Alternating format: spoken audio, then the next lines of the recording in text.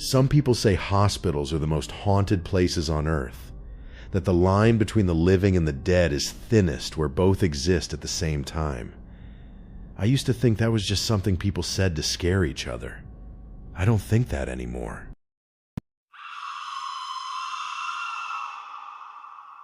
This happened in February 2022. I was 29 years old, working the night shift as a staff nurse at Mercy General Hospital in Springfield, Illinois, United States.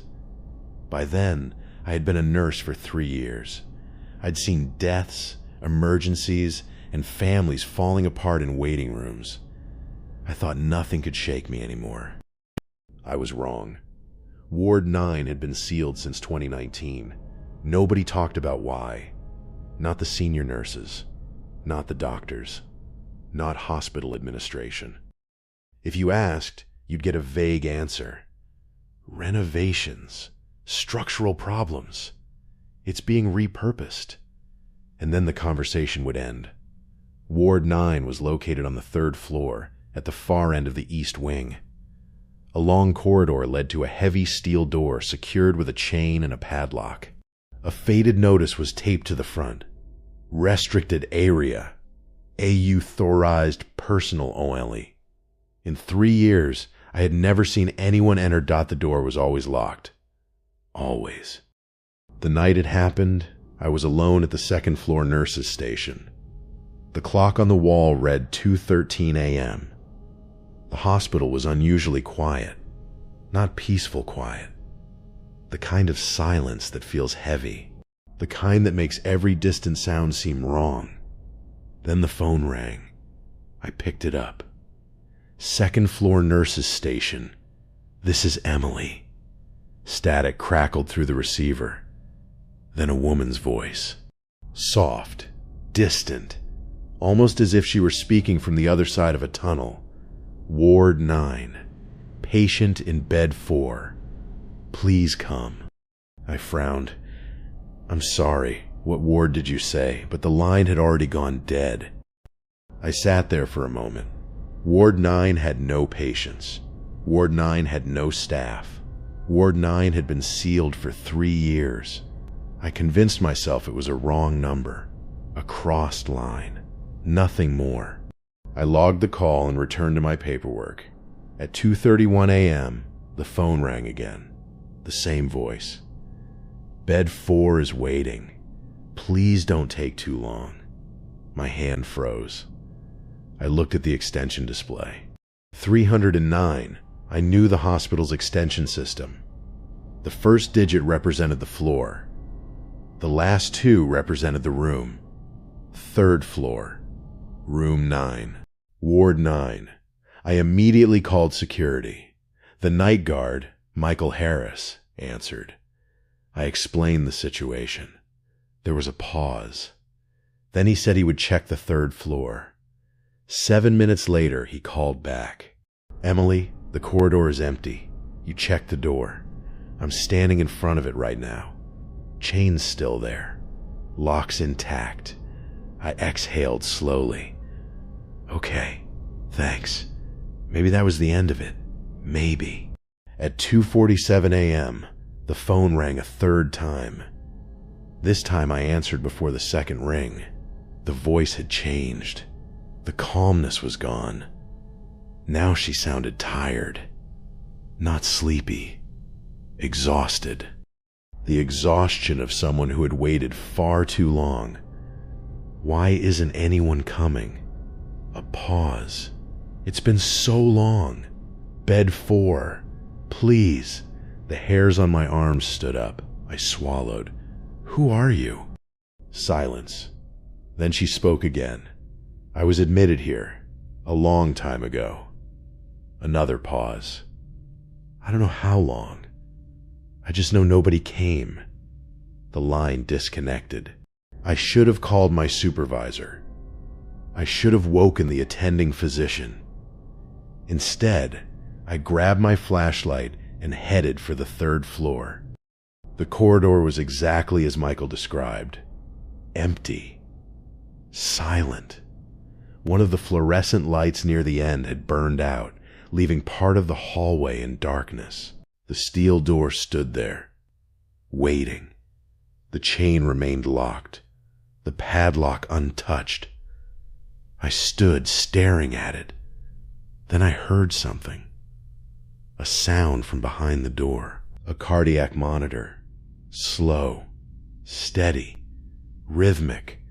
My heart began racing. I pressed my ear against the cold metal.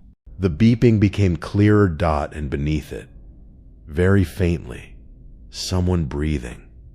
I ran. Back downstairs. I called Michael.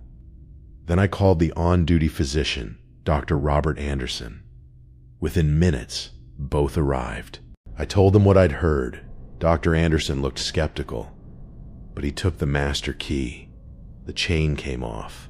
The lock clicked open. The door swung inward. The ward was empty. 12 hospital beds stood in neat rows, all bare. No mattresses, no sheets. Dust covered every surface. The windows had been boarded shut. The air smelled stale. Abandoned. There was no monitor, no equipment, no patient, no bed 4 occupant, nothing. Drive Anderson looked at me. I had no explanation. We were about to leave when Michael suddenly raised his flashlight. Emily. His voice sounded strange. I followed the beam. On the wall beside bed 4, beneath layers of peeling paint, were words written directly on the plaster, faded, but still readable. Please check bed 4. Please don't leave me.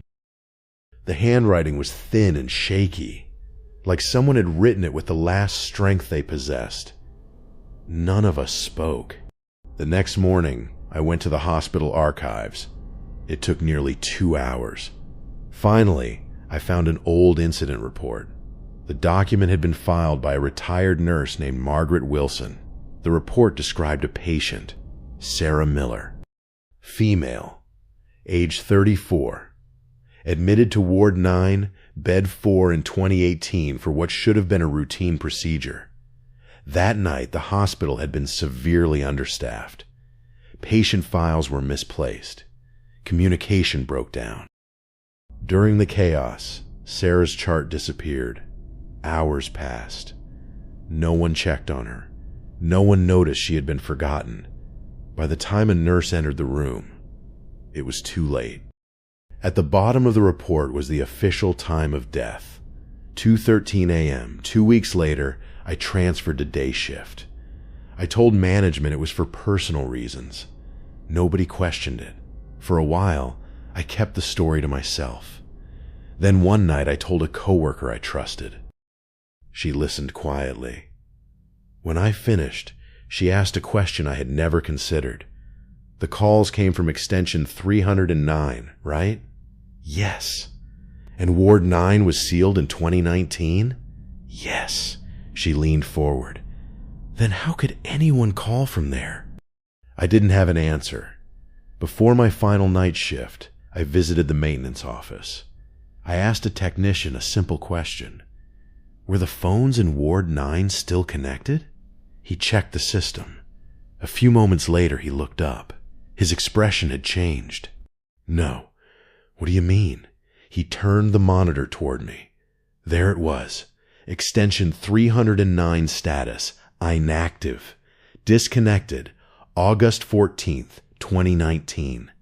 The line had been physically disconnected years earlier. There was no way a call could have come from it. None. People will tell you there must be an explanation. A technical malfunction. A crossed connection. A tired nurse imagining things at 3 a.m. Maybe. But I know what I heard. I remember the exhaustion in her voice. I remember the words on that wall. And sometimes, on the worst nights, I think about Sarah Miller. About how one person checking on her, one nurse, one doctor, one visit, at the right moment could have changed everything. Maybe that's why she kept calling. Not because she was angry. Not because she wanted revenge, but because she was still waiting for someone to finally answer and not leave her alone.